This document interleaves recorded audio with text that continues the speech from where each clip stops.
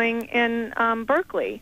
These are people that you're going out to recruit. And right now we're in an illegal war, an illegal, immoral, unjust, unconstitutional war where people are coming home in body bags. They are not told that they're, nobody says when they're recruiting them that there's a big percentage chance that you're not going to be living the same life that you thought you were going to be living. There's there's 40,000 to 50,000 people who've come back wounded. There's something, the New York Times last week said over 100,000 casualties from this war. Over 100,000 of our young men and women who will not get to live a healthy, normal life.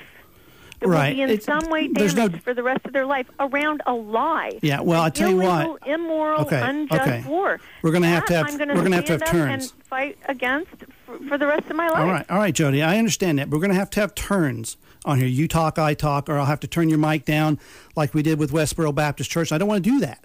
So you talk and then I talk. We're going to have some turns here.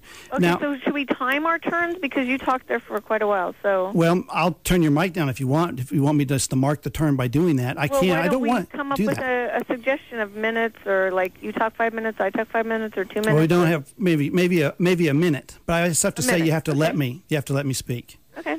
And what I'm trying to say is, regardless, I don't believe this is an unjustified war, and I don't believe that that you can look at any war and not expect to have casualties. We've always had casualties.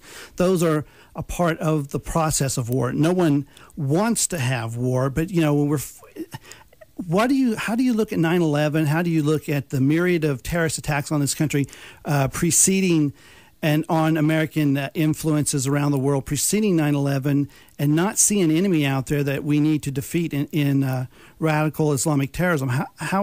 Where's your view on that? What does that have to do with Iraq? Well, we're fighting the war on terror. That is the extended battle on terror. We created the war on terror in Iraq. No, we didn't. Tell me what that has to do with Iraq. Jodie, come on now. What are you talking about? There were no terrorists in Iraq. There's never been an Iraqi terrorist. There's never been a terrorist in Iraq. You want to go on record with that? Yeah. Terrorist. Iraq is a terror-free zone.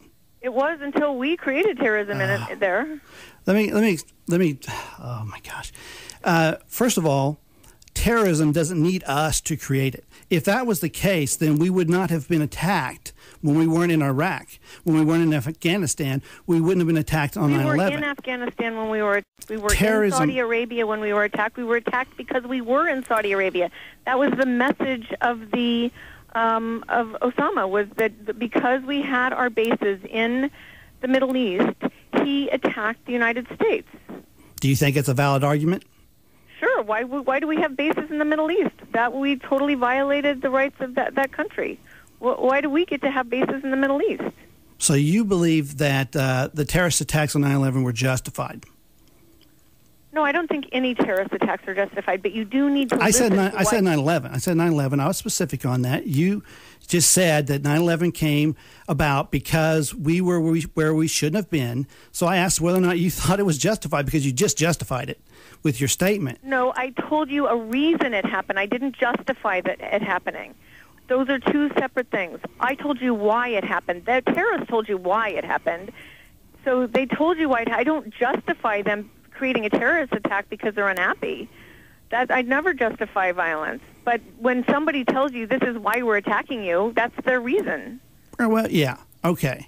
They can give her reasons, but we can call that reason crap, too. I mean, you can do whatever you want, and it doesn't. It's not very beneficial if you call the reason crap and you don't listen to it, and and they're out there terrorizing you more.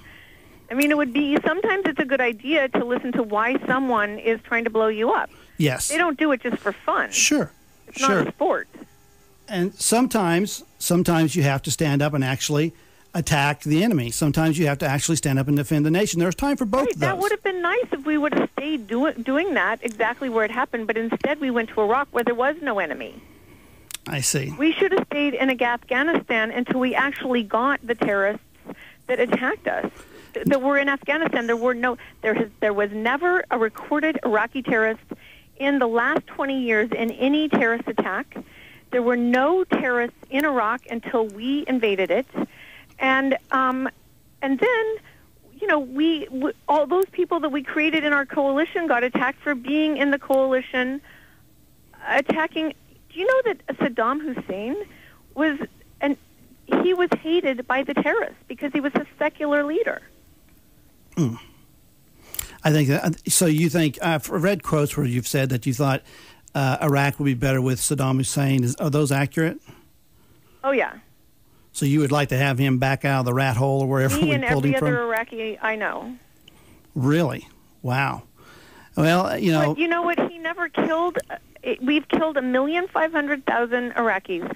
There are over 2.5 million Iraqis who are wounded, and there are 5 million Iraqi refugees, and they live in squalor and poverty. Every Iraqi I know would rather have had Saddam back. I mean, that doesn't even take rocket science. Well, again, we disagree, but But how many Iraqis have you talked to lately that say, "Gee, I love it this way"? Well, one, I haven't gone over there, and many people that saw you guys going over there saw that as trying to undermine the war effort, and the people that you spoke to. You are exactly right. We were trying to undermine the war effort. And I have a word for it over here in Kansas, in the heartland. We call that treason. And that's we fine. arrest people from. So that's in my book. That's patriotism. Keeping my country from making an enormous mistake is patriotism. Mm-hmm. Look, we made the enormous mistake. We tried to help you stop it. It didn't happen. Is Code Pink a communist organization? Why would we be a communist organization? Well, because you surround yourself with people that are communists. I believe you went and had a photo op with Hugo Chavez, the communist, with Medea and Medea's my partner. Cindy Sheehan and Medea has done a lot of writings and work with the Castro government as far as some of her books she's written. You've got organizations that work with you that I don't know, support you. We have Socialist Action and the Socialist Party USA, which is led by Leslie Kagan, and I believe you co-chair a group with. She's also an activist for the American Communist Party. So, I mean, that's the reason why the question comes up, is because it seems to be that, one, you seem to have this real, anti-American stance, and if you are with communists, it only makes sense that you wouldn't like the system and the way what we're doing here. So the question stands, is Code Pink a communist organization? So I just have a couple of questions. Why is being a communist anti-American would be my first question. Well, we're a capitalist democracy, and communism has sort of been at odds with America for a long time. We had the Soviets and the Cold Wars and et cetera. But they're not at odds with us anymore. So now why would you say that? Well, are you rounding about to an answer, Jodie? I mean, no, I'm asking. I'm curious. I'm literally. You've asked me a question I can't answer because you're positing some truths I don't even know exist. Okay. The question is, are you a communist organization? Do you support the Communist Party? No, we are not a communist organization, nor do we support the Communist Party. Then why do you go have photo ops with Hugo Chavez? I love Hugo Chavez. I think he's an amazing person. Okay. What's amazing about him? He, as a leader of his country, has taken his country, which was 30% illiterate, to 98% literate. He's taught everyone to read and write. He's created social programs that are amazing. He's taken the assets of the country and let the people of the country benefit from them. I mean, I watch what he's done. I've been through the country. I've seen everything, and it's amazing. It's actually a leader who cares about the people in his country and takes care of them. That's awesome. Why would I not like that person? Well, because he's a dictator. He's a tyrant. He's a threat to the U.S. They jack our oil up. Tell me why you think these things. Well, because that's what I see. That's what's happening. What has he ever done wrong to the U.S.? Do you know that he gives U.S. poor people free? Yes, I know he does, and he uses that as a tool to undermine our system to attack us. How has he done that? Undermine what system? Okay, back to Marxism, revolution. And that's what I see with you guys. How is he fomenting revolution? Well, he won't be successful because we have a president in George W. Bush that would stomp him if it came down to it.